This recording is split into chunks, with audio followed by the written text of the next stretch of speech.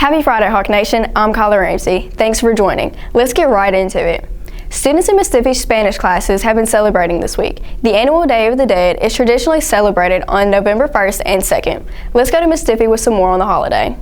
So Day of the Dead, or Dia de los Muertos in Spanish, is a holiday that happens right after when we celebrate Halloween. So a lot of people think it's Mexican Halloween, but it's not. It's a totally different holiday, even though it has some of the same images, like with the skulls and some things that could look kind of creepy. It's not really meant to be scary or creepy. It's a time that people remember loved ones they have that have passed away, and it even includes pets and famous people, and so it's just a time of remembrance. And it's celebrated November 1st and 2nd, so kind of the night of the 1st into the 2nd, people will spend the night at the cemetery and sing and tell stories about people that they love that have died, and clean the gravestones and have food. And so it's a time to celebrate. It's not meant to be a sad or scary celebration. So one of the key aspects of Day of the Dead are called ofrendas, and so you can see some examples of ofrendas that our students and some of the faculty and staff have done. And it's just where they put some things that help them remember the people that they're honoring for Day of the Dead. So it can be their favorite foods, it can be something that belonged to them. For children, sometimes they'll put toys. If they're an athlete, maybe like a baseball or something like that. And so our project, we just kept it simple. So you have a picture of the person and then a flower. This is supposed to represent marigolds, which in Spanish is cempasúchil. And so the strong color and smell are said to attract the souls of the dead back to the earth. And so on there they wrote some characteristics of the person that they're remembering. And then the butterfly, which is the monarch butterfly, is a really important symbol around Day of the Dead too. So those are some of their favorite activities. The pan de muerto, or bread of the dead, is something that you usually see on the ofrendas as well. And so those are their favorite foods.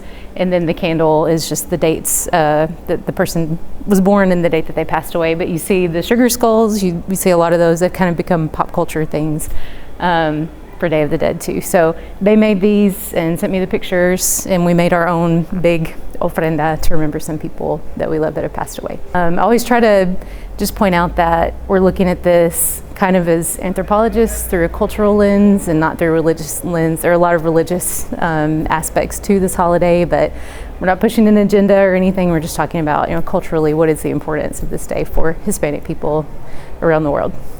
Congratulations to Coach Stolfregen on being selected a winner in the Leaders Credit Union Grant Competition. Thanks to the grant, Mr. Stolfregen will be able to lead a field trip to the Tennessee State Capitol and State Archives. Here's what he had to say about it. The application process was pretty simple. You had to fill out a form and then record a video that you attached and sent in, and then the foundation put all of them online on Facebook, and you had to go and vote and like and share the videos to win. My pitch was I was actually in Nashville to record it, and it was to go to Nashville with students, take them to the state capitol building and maybe the museum, and see some of the things that we experience in government firsthand, like the lawmaking process and things like that. They announced the winners last Thursday, and I was very excited to win. I wanted to do field trips for a while, but there's not a lot of money in the budget for that. So being able to win this and get to take kids to somewhere that I feel like is important for them to see and learn about is pretty exciting. I don't have a date for the field trip yet. With just learning that I want it, I'm just starting to plan the trip now so that we can get moving forward with that. Students that I've taught and are in my classes and have good grades and behavior and stuff like that will be allowed to go. We asked Coach Stolfregen why high school students should care about state government. Here's what he had to say. Students should care about government because whether you like it or not, it's going to be part of your life from the time you are at now until you die. There's no escaping it. And the more you know about it and the more you participate in it, the more you can make it what you think it should be and make it better for the future. Jackson Mayor Scott Conger visited Southside on Thursday, and he is a Southside graduate. He spoke with students in Miss Mancini's third block class and fielded a variety of questions. Here's just a small portion of what the mayor had to say. What inspired me to become the mayor? So my family's been involved in government before, so that kind of piqued my interest in being involved in government. But really what inspired me to become the mayor is my wife and I at the time had a 5-month-old and a 2-year-old. And so we were looking at us being a part of living in Jackson and making it a place that our kids, when they get older, want to be, want to raise their family, want to have their career, want to start a business, whatever they want to do. Have them choose Jackson because they see it as a viable option. And so we couldn't start when they were 16 and 17 to do that. And so we want to start to build that foundation now so we can continue to build and make Jackson better and open up the opportunities for people. And so when people graduate high school, college, they come here for college or whatever, they see Jackson's a viable option to live here, to work here, raise their families.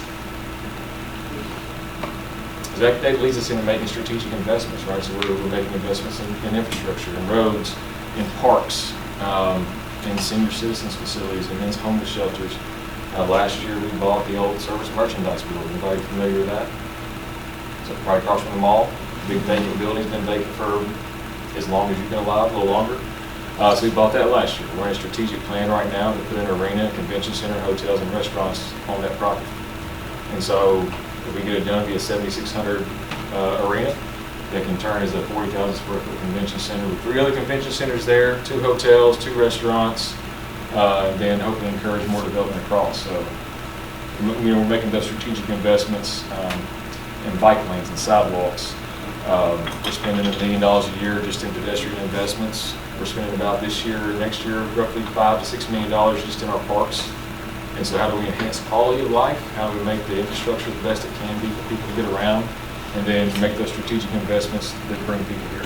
Now we turn to our question of the week. Instead of asking a question this week, we gave the students a chance to tell us whatever they wanted. We called it open mic night. And yeah, it went about how'd you expect. Let's have a look.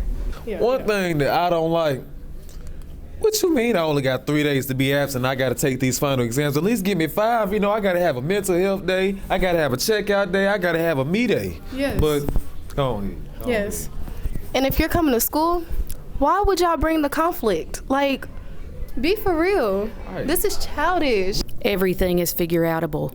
There's no excuse. You have the power of a computer in your hand. It's called your cell phone. YouTube it, TikTok it, look it up, figure it out. Everything is figure-outable. Okay, my name is Rihanna Chisholm, and it's an open mic, so my birthday is next week. I can really wish me happy birthday. Add me on Instagram, Snapchat, and Facebook. I just wanted to say, Miss Perry, I need a 100 for coming to this school. So if you don't give me a 100, I will report you to the office. Well, for starters, last Tuesday, Portland Mackey almost killed me when he was driving his car, and I flew out the windshield, and I flew out the window, and I was slid down the seats because I stumbled on the brake hard one time. That's not what happened. Because she wasn't giving me the right direction. She was telling me to go right, and we had to go left, and then the GPS routed us 6 different times, so we weren't even going to her house at that point. That's not what happened. He almost killed me. I flew out the windshield, and I'm suing him, and I want my money.